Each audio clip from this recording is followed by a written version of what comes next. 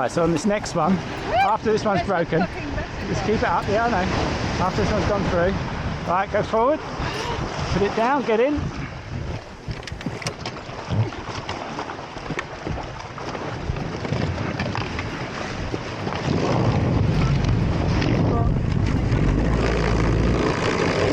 Didn't work. Hold on, let's see if I can go backwards.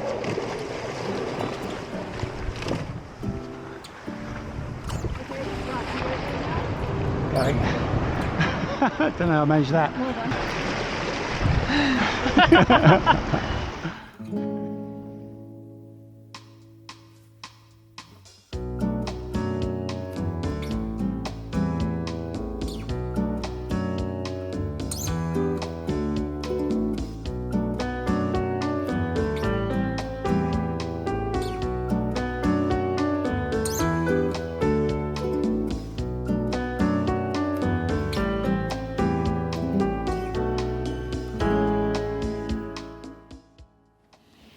And welcome to a windy Mindelo in the Cape Verde Islands. Yeah, we've had one or two rocky moments with the dinghy, getting on and off beaches. Yes, we have, but we're back on the beaten track now that a lot of yachties come to. Mindelo is one of those sort of iconic ports for people crossing the Atlantic, so it's nice to be here. It is. It seems more than 2 weeks ago that we were in the Gambia. Yeah, a lot has happened. I hope you like the film. Coming up, Kunta Kinte Island, a place with a dark history.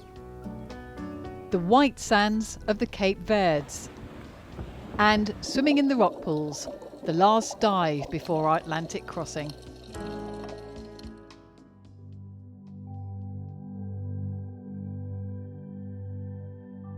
If you get up early in the Gambia, before the sun rises, you may be lucky and catch the shrimp fishermen. For a few euros you can buy a feast, and there are bigger prizes too. Right, so these are tiger prawns? Yes, they are the tiger prawns. Yeah. The big ones. Do you catch them in the same way, in the net? Yes, they catch them same Yeah. way. Yeah, amazing. We've been at Lamin Lodge for just over a week, and most of what we need is here or in the village. But now it's time for a bit of a road trip.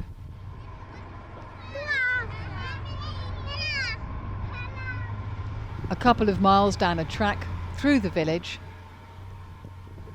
then another couple of miles through another settlement. Half an hour later we reach the market, fresh fruit and vegetables.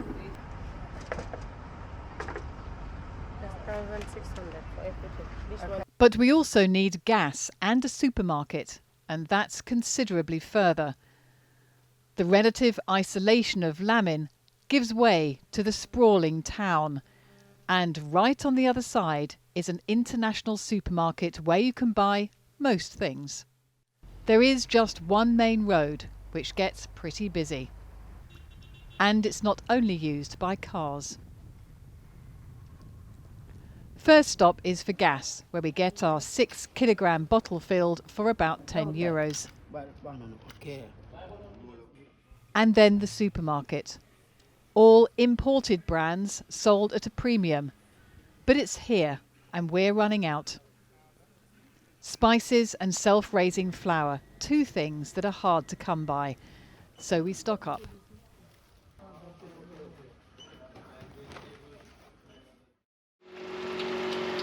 So that's the guys going out doing a bit more prawning. Last night's prawns have been tempured. I've got the hot plate instead of the barbecue. It's just easier, and we're going to watch Oppenheimer. We are just going to get ready. We realise with Oscar season we haven't watched the main film, so we've got to do it. It's just come out for rent, I think now, so we've rented it. It has, yeah. I was too mean to actually buy it for 15 quid, so I'm renting it for 4. So yeah, we'll watch it now.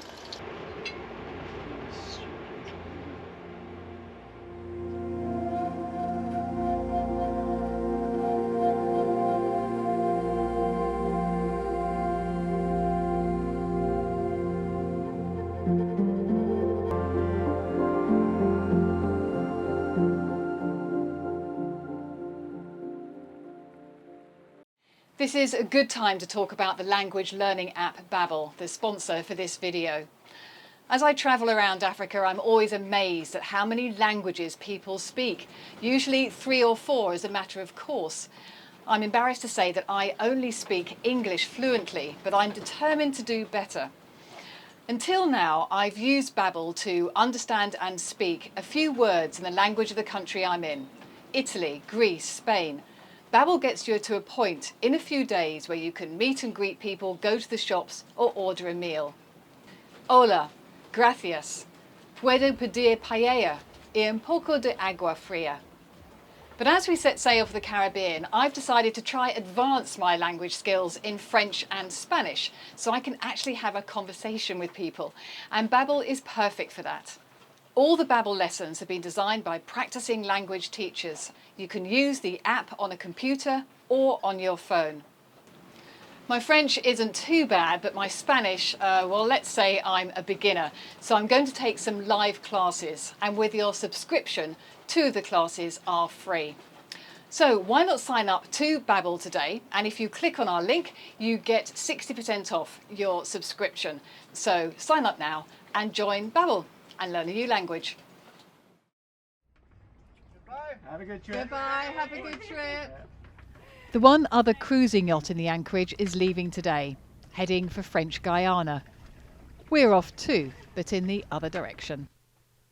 A short trip upriver to James Island. This small outpost, fought over by Europeans for centuries, was once the focal point of this region's slave trade. There's history here. On a happier note, we're accompanied by the biggest dolphins we've ever seen. They are enormous. They're about 3 times the size of med dolphins.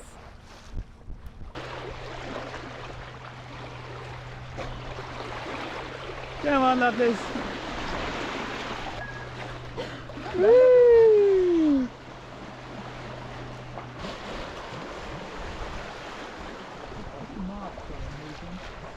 Wow, there are lots of them now. Hey, come on then, come and play. I can't stay here watching dolphins for the whole trip because I've got a few jobs to do. I'm running the water maker, which I don't really want to do in this muddy river, but got no option because we have run out in 2 weeks. It usually lasts us a month. And the reason we've gone through it is, look, all this dust and it's just everywhere. The whole boat, it gets filthy. The panels get filthy, everything. So we've been regularly cleaning and we have run out. So I'll try and recharge before we get to... Stop talking about dust and watch the dolphins. They are lovely. Oh, the dust is getting to me. No, we will fill up once we're out at sea, obviously, before on the way to Cape Verde. So I just want to get enough, and I will knacker this filter. But yeah, it'll get done. So this is it. The tide is taking us there as the sun sets. It's rather lovely, isn't it?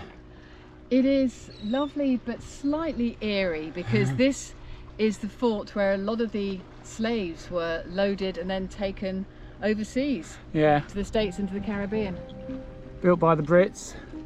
I think the French had it several times. Drake came here and sacked Banjul and this island a couple of times. It's in a strategic position in the middle of the river. So yeah, go and have a look.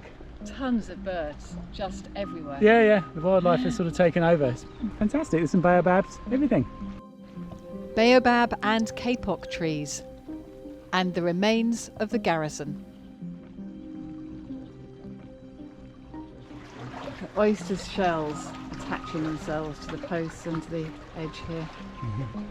Can we find anything to tie to? Nothing to tie to, no. You can see. We can pull up on the beach. We could. Yeah, let's do that.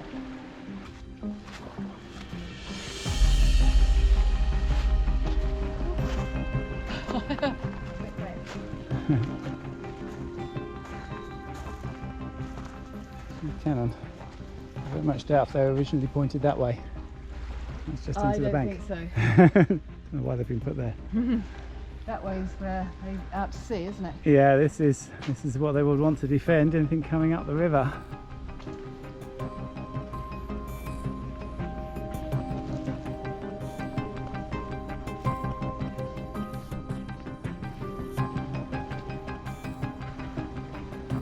At the height of the slave trade, thousands of men and women were held on the island, waiting for ships to unload supplies from Europe and load up with human cargo and travel west. Over the years, the landmass has shrunk through erosion.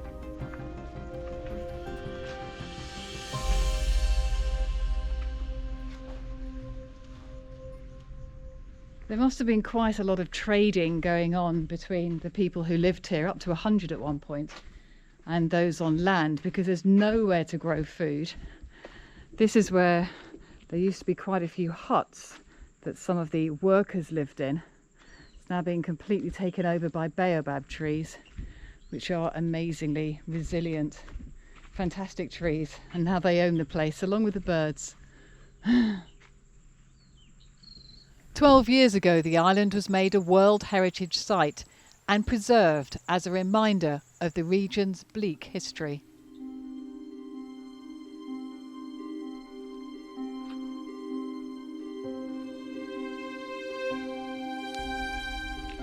So it would have been several stories high. It was sacked about 6 times apparently in the time that it's been here and rebuilt. All sorts of stuff left. Look at this cannon, it's a beautiful one. 1753, pointing out down the river.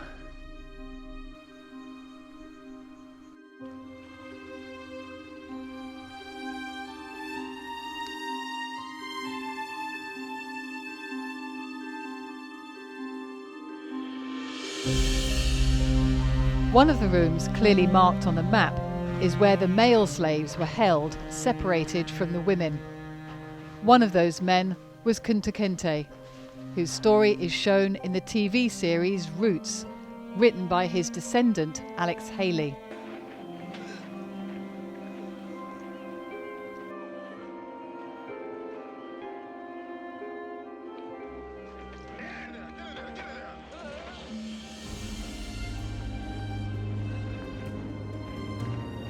The island is now commonly known as Kunta Kinte Island.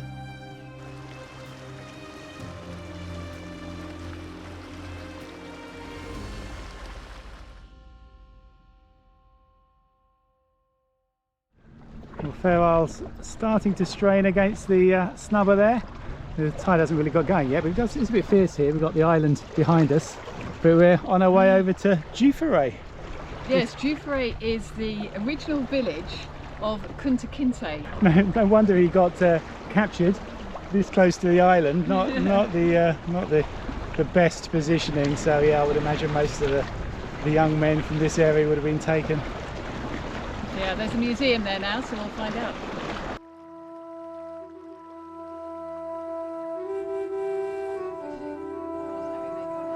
There's also a women's centre that celebrates local enterprise. It's a place where women learn traditional skills and make a living selling their art. A safe place for weaving and tie-dyeing, all very colourful.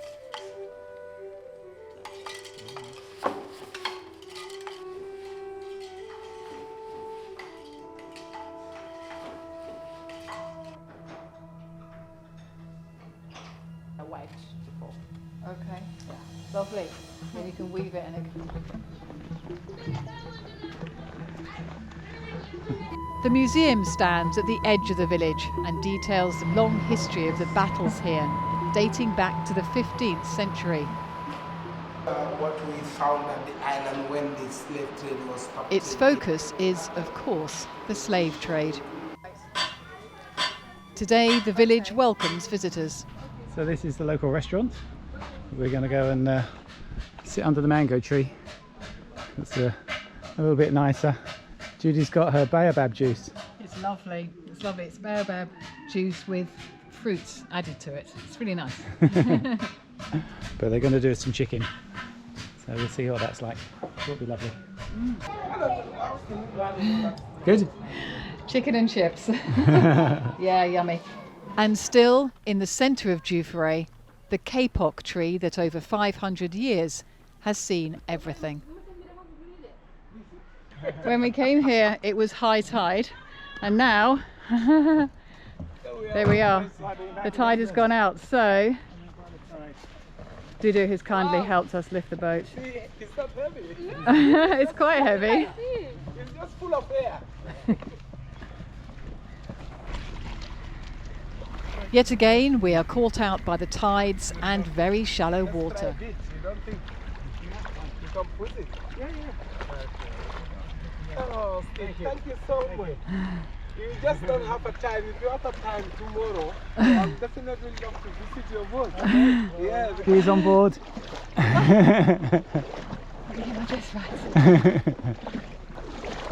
Yeah, this is better. Keep pushing. God, it's so shallow. I think you'll be pushing us to the boat. Yeah, I hope we're not aground. Should be enough to get the engine down. Where's the try? Just get the key out.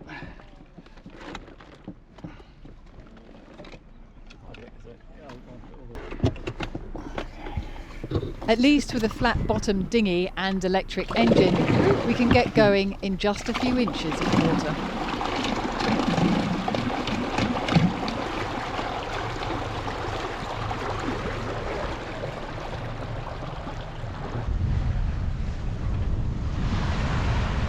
The next day, Steve can't resist another spot of cleaning.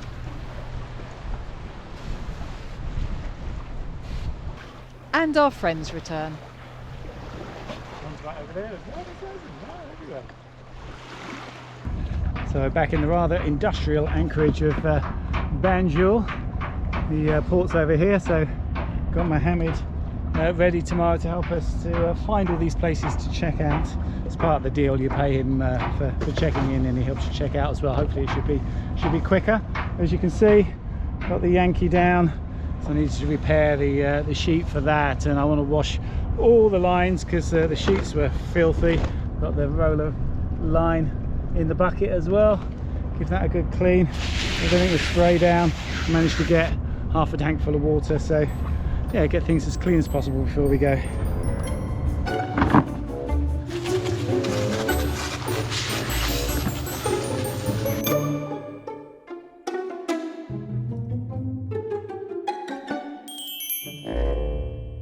Well, that's it. We are now officially leaving Gambia. It's been a fantastic couple of weeks that we've had here, seeing everyone and seeing different places as well, but we're now on our way to Cape Verde. It'll take us about 3 days, we think, and then we are off to Trinidad. The Cape Verde Islands are spread over a region 600 miles west of Africa. Our plan is to put in a couple of stops on our way through, and we will end up in Mindelo, which is the best place for provisioning. Well, it's lovely to be out sailing again. We've been going for about 4 hours. We're still in very shallow water. It's about 5 meters underneath us here, but it's a little bit cleaner, so we've got the water maker going. It's going to be going full pelt all the way to the Cape Verdes, I think, to fill the tanks up and get the cleaning done. Judy's cleaning the floors inside. Got to keep a bit of a watch for the probes that are still around. Here's one just going behind us now, but hopefully by the time it's dark that should all be over and we'll be in nice open sea, and yeah, it should be a really nice passage across. The wind is looking good on the beam all the way, so hopefully this is going to be a good sail. The pirogues stay with us all afternoon, which is lovely, except when they hit our fishing line.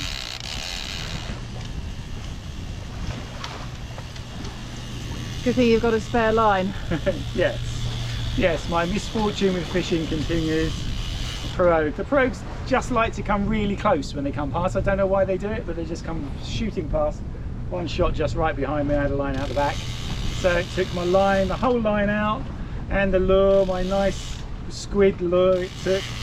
So yeah, got to put a new line on now. But maybe you'll catch a fish.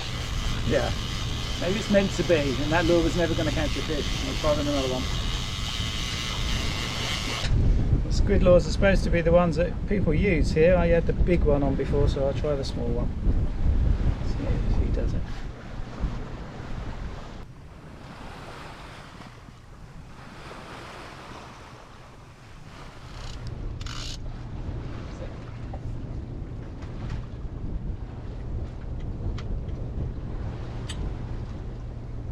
Perfect. At night, the same light show we saw in Senegal. It's a party. We're on the last day now and we're making brilliant time. In fact, too good. We're going to be there, I think, about 3 in the morning at this rate. We're doing 8 knots at the moment. We've got 22 knots of wind. There's a bit of a sea going. It's about 2 or 3 meters. It's on the beam, so it's not that comfortable a sort of a ride really. I mean, it's great in this boat. You can't complain sitting in a comfy chair, but that's sort of the thing. You sort of want to just sit in the chair really and enjoy it. It's not sort of pottering about leather. I mean, you can see look, this is still filthy. I fully expected to have gone around and done all the cleaning and all that sort of stuff. But if I walk around in a bucket with this, I'll end up pouring it all over myself. So you don't end up doing those sorts of things. So why this might be ideal conditions for a day sail, for a long passage, it just gets a bit wearing, I think. We've been cooking things out of the freezer rather than cooking from scratch, things like that. And it's nice to have it a little bit more laid back. I could probably reef a little bit more. It's not going to make a lot of difference. We'll sit up a little bit straighter, but it's that motion because you've got this beam sea. And the beam sea continues for the rest of the day until, as predicted, we arrive in the anchorage in Boa Vista at 3 in the morning. We can hear the surf, we just can't see it.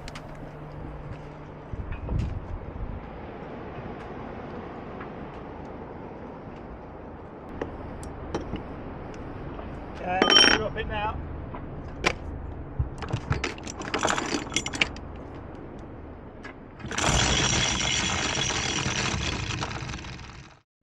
Well, not a bad vista to wake up to. Lovely white sand beach, clear water. I've had my morning swim, but it's time for the boat to have another wash because look at the state of this. Look, that was cleaned in the Gambia before we left. So the dust got us even out at sea, but I think we're finally free of it. So time for a good clean. No.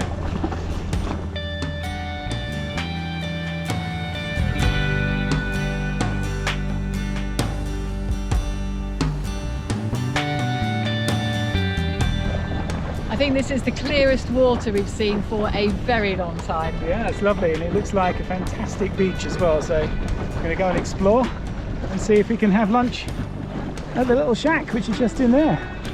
There are some quite serious waves though coming up onto the shore, so I think we should pick our place to land. Yeah, there's some big breakers just in here. Yeah. Yeah, but more actually over by the shack. It really is tipping up there, so yeah, we'll see.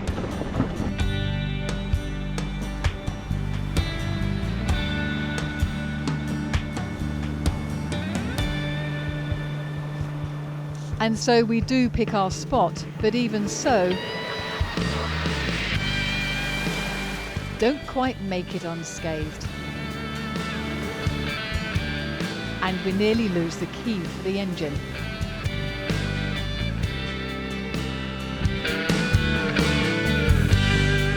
But isn't it worth it?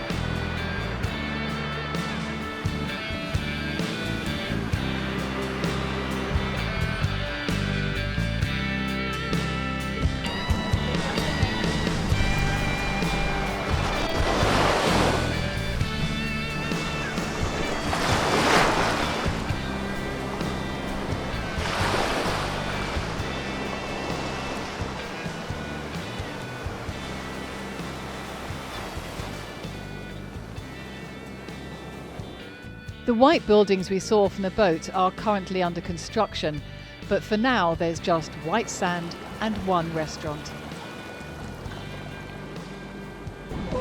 Best food ever.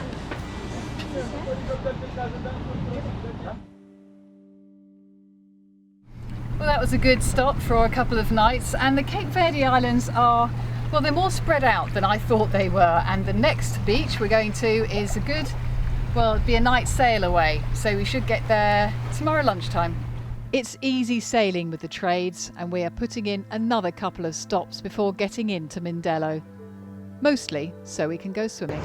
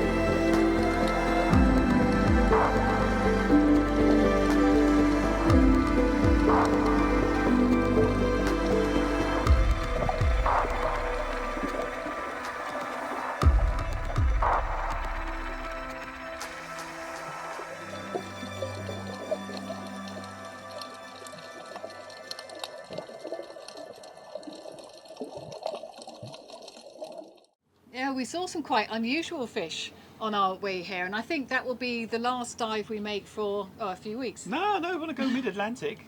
Really? Yeah, don't think we'll see those sorts of fish, but we might see some sharks, I suppose. Yeah, okay, okay, you can. But for the next couple of days, we will be here provisioning. We just need fresh vegetables and fruit, really. Yeah. We did quite well in the Gambia. Yeah, we got quite a lot of stuff there, and it was a great time in the Gambia. Really useful to sort of go up, nice to go up the river and see stuff there. We would have, if we'd had time, liked to have gone further. There's hippos further up that river. But St James's Island, I mean, what a place to be. Yeah.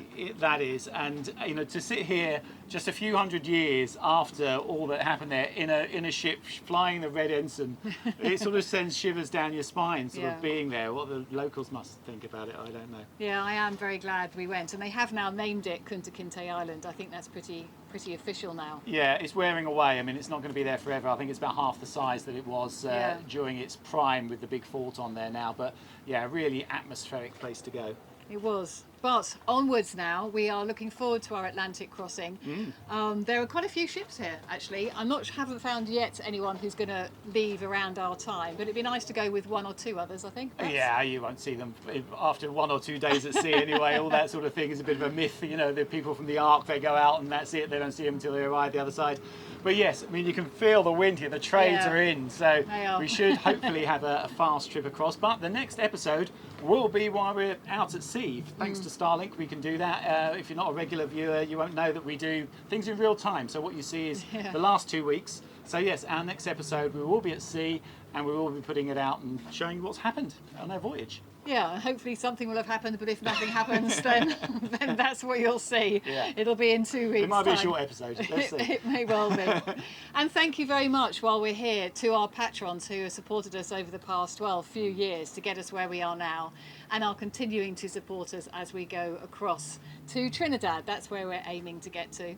Yes, looking forward to that. We're meeting actually one of our friends and patrons that actually has their Yeah. boat there as well. So yeah, it's going to be great. Really looking forward to getting there. And thank you to our subscribers as well.